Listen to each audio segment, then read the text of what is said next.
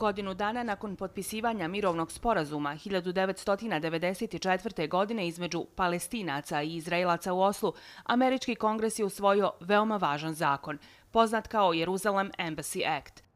Taj zakon obavezuje SAD da svoju ambasadu premjesti iz Tel Aviva u Jerusalem, a za njegovo neprovođenje predviđena je i kazna, zamrzavanje državnog budžeta. Ipak jednom klauzulom spomenutog zakona američkom predsjedniku je omogućeno da odgodi premještanje ambasade na 6 mjeseci iz sigurnosnih razloga. Od 1995. godine do danas tu klauzulu su više od 20 puta koristili Trumpovi prethodnici. Tako su američki predsjednici vješto izbjegavali premještanje ambasade i priznanje Jerusalema, koji je pod izraelskom vojnom okupacijom od 1967. godine za glavni grad Izraela, što je svakako kontroverzno i osjetljivo pitanje. Trump je odstupio od te prakse 6. decembra ove godine. Uslijedili su žestoki protesti u Palestini, Libanu, Turskoj, Egiptu i Maroku. Dužnosnici Evropske unije odbili su priznati Jerusalem za izraelski glavni grad jer se zalažu za dvodržavno rješenje za Palestince i Izraelce sa Jerusalemom kao glavnim gradom obje države. Evropska unija je godinama jedan od najvećih donatora palestinske samouprave. Organizacija islamske saradnje u Istanbulu je zaključila da Trumpova odluka o priznanju Jerusalema kao glavnog grada Izraela predstavlja kršenje međunarodnog prava. Upućen je poziv na međunarodno priznanje Palestine s istočnim Jerusalemom kao glavnim gradom. Analitičari smatraju kako će priznanje Jerusalema za glavni grad Izraela usrećiti američke jevrejske lobiste i desničarske evangeliste koji su godinama lobirali za to, a neki su to izričito i zahtijevali od Donalda Trumpa u predizbornoj kampanji. Ipak, Palestinci, kršćani i muslimani koji stoljećima žive zajedno duboko su razočarani u poteze predsjednika Trumpa jer smatraju da je tim potezom legalizirao vojnu okupaciju njihove zemlje i njihovog glavnog grada. Jerusalem, grad svet muslimanima, kršćanima i jevrejima, uvijek je u centru izraelsko-palestinskog sukoba. Zapadni dio većinski je naseljen jevrejima, a istočni Palestincima koji su pod izraelskom okupacijom od 1967. godine. Izrael tvrdi da mu pripada cijeli grad, te da je Jerusalem vječni i nepodijeljeni glavni grad Izraela. Međutim, Ujedinjeni narodi to nisu priznali i kažu da je grad pod okupacijom u kompleksu džamije Al-Aqsa. Taj kompleks je za muslimane svet.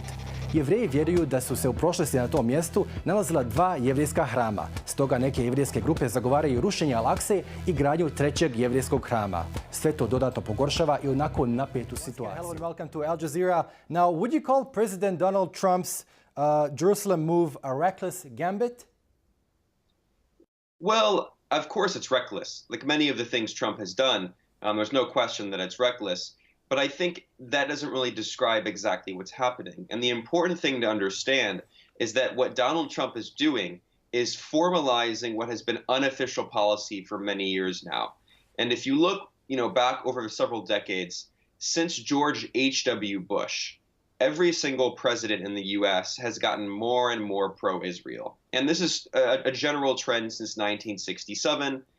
During the Cold War, Israel was a key part of the U.S. empire. Israel was a key force that was fighting progressive forces throughout the region. It was anti-communist, it was anti-Arab nationalist. And of course, in the past several decades, it's been a key partner in, the U.S. wars throughout the region. So, of course, the Gulf War, and then after 9/11 and the War on Terror, and then the subsequent wars. And what Trump is doing is, of course, he's doing this for several reasons for his own base. I mean, he's appealing evangelical voters, which are a big factor in his success. And also his vice president, Mike Pence, is himself an evangelical. So that is an important factor. But what he's also doing is he's shoring up support for Israel. He is reaffirming that this relationship is going to maintain very strong at a time when things are really shifting throughout the region, when the Gulf, particularly Saudi Arabia and the UAE, are also moving closer to Israel, when the war in Syria is winding down, and when clearly the U.S. and Israel and Saudi Arabia were on the losing side of that war. You mentioned the Jerusalem Embassy Act from 1995. Why do you think President Trump decided to depart from the established practice of signing a waiver every 6 months and proceeding to move the embassy from Tel Aviv to Jerusalem, which is a very contentious issue? Of course, I mean, and contentious is a euphemism. It's illegal. I mean, to stress this again, and this is not controversial in international law, the United Nations has reaffirmed it again and again and again. East Jerusalem is illegally occupied by Israel and has been since 1967. No other country in the world recognizes legitimacy of this. And Trump is trying to be the first major country to do so. But you can't just make up international law as you see fit. I mean, like I said, I think there are several different reasons for it. It serves Trump in terms of short-term political gain. And then it also, I think, in some ways serves what we call U.S. interests, whatever that means, vaguely in the long term. I mean, so like I said, there are a lot of things that are happening regionally right now. And if you look at the key of the Trump administration's foreign policy is opposition to Iran. And this has been very clear from the beginning. So as soon as Trump entered office, not only did he stack his administration with pro-Israel figures like Jared Kushner, who's, of course, his son-in-law and someone who has a lot of personal vested interests in Israel. And we can get more into Kushner, but Kushner, in fact, co-chaired his family's foundation, which was funding illegal settlements in the occupied West Bank. His family is incredibly close to Netanyahu, in fact, so close that Benjamin Netanyahu he slept in his bedroom, Jared Kushner's bedroom, when he stayed at his family's home. And Jared Kushner slept in the basement that night. That's how close they are. But even beyond that, I mean, there are a variety of other factors that should be considered. So as soon as Trump entered office, he also moved very close to Saudi Arabia.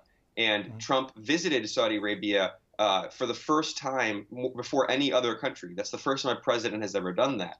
And he signed a $110 billion arms deal. You know, this is supposedly supposed to help the U.S. economy. Of course, it's not going to do that much. It's going to fuel the military-industrial complex.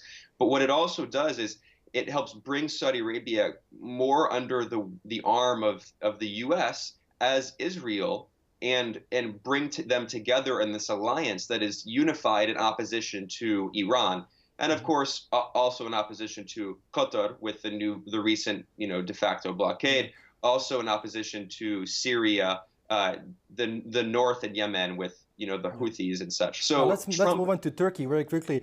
Turkey's President Recep Tayyip Erdogan used exceptional language in his response, calling Israel a terrorist state. Both Iran and Turkey have long wished for an end to Saudi Arabia calling the shots in the Middle East. How do you think the Jerusalem issue will play into Turkish and Iranian hands? Well, I mean, I think it's very clear that in some ways it could certainly help both of them. There's no question, because in particular, Iran is one of the only countries that still continues to support Palestinian resistance movements and other resistance movements like Hezbollah against Israel. And, the war in Syria has complicated many of these things. And it's true that some of Hezbollah's support has waned. But I think when, Israel continues to carry out more of these provocative actions, I mean, Israel has been repeatedly violating Lebanese airspace to bomb Syria. I think that there will be an increasing support again for many of these resistance movements. And in Iran is again, sponsoring them. The Gulf, of course, it's divided in the Gulf. Saudi Arabia has no longer even pretended. I mean, Saudi Arabia, in fact, according to Israeli media reports, supposedly green-lighted Trump's move of the embassy. So as for Turkey, it's true that rhetorically, absolutely, that Erdogan has criticized Israel, and that's very welcome. I mean, we'll see what the Turkish policy is.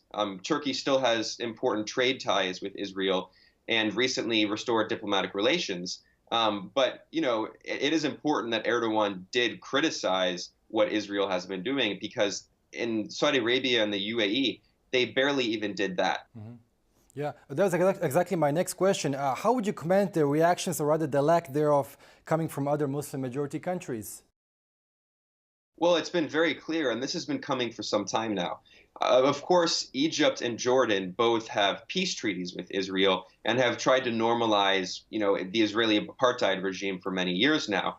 But what is somewhat newer, even though it's not entirely new, is the policy of Saudi Arabia and the UAE and Bahrain.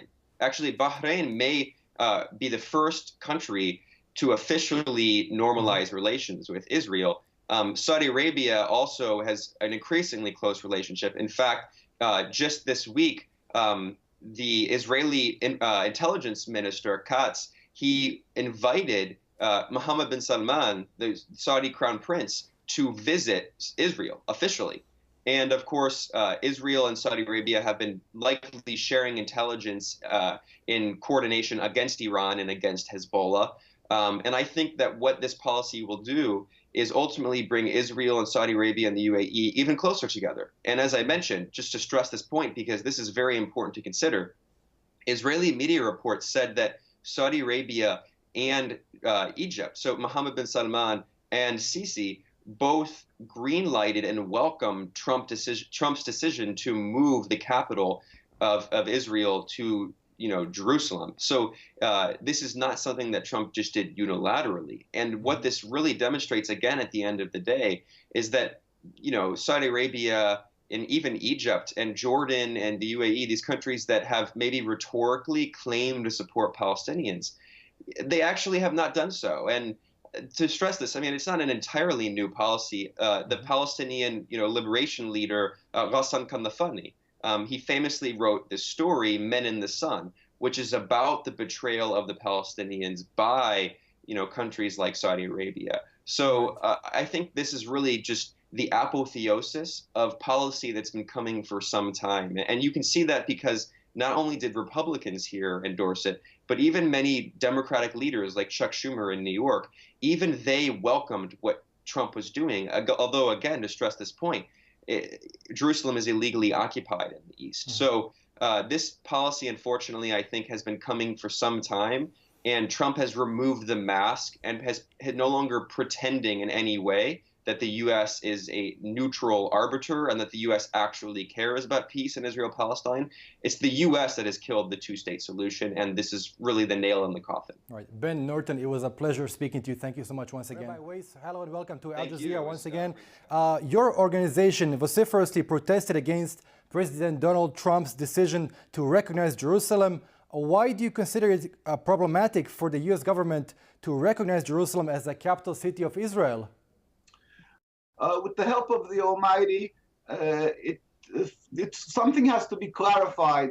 As a Jew, we have to be loyal citizens in every country where we reside, and therefore we can't dictate to the president and speak to him without respect and so forth. But we are simply stating a fact that our religion, Judaism, cannot and does not recognize the state of Israel, the Zionist state of Israel. It is a rebellion against God. It is forbidden. And therefore, it goes to say that Jerusalem cannot be recognized as its capital. It's an illegitimate state, and there's no such thing as a capital for this illegitimate state. Jerusalem is a holy city also, and we hope, with God's help, that it should be free of this occupation and free of, together with the whole Holy Land, the whole of Palestine, free of this occupation in its entirety. Now, to what extent was the pro-Israel lobby in the U.S., but also evangelical Christians, responsible for such a decision? And how close exactly is President Trump to pro-Israel lobby groups?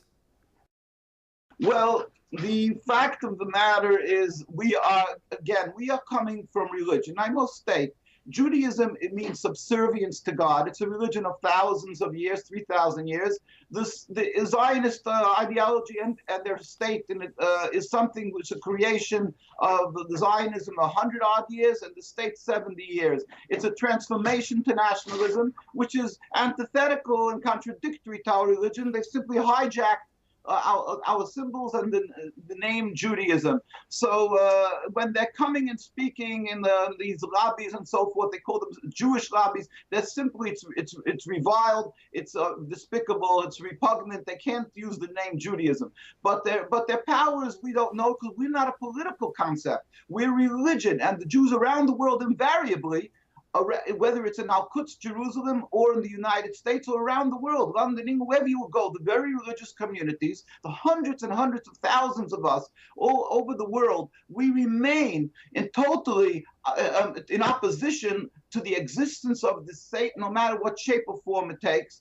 So we don't know how far, but everybody in the world knows that they have a tremendous power of the shaitan, of the Satan, that they use to put pressure on people and to ensnare them and to dupe them to thinking that people are supporting Judaism. That's why we plead with the president respectfully that he should understand he has Jewish citizens in his own backyard in New York, very large Jewish communities, that there's not one Israeli flag there, and we are plead with him that it's unacceptable, the state of Israel, and we don't want that the name of Jerusalem to be sullied. It can't be sullied with the name as capital of an illegitimate state.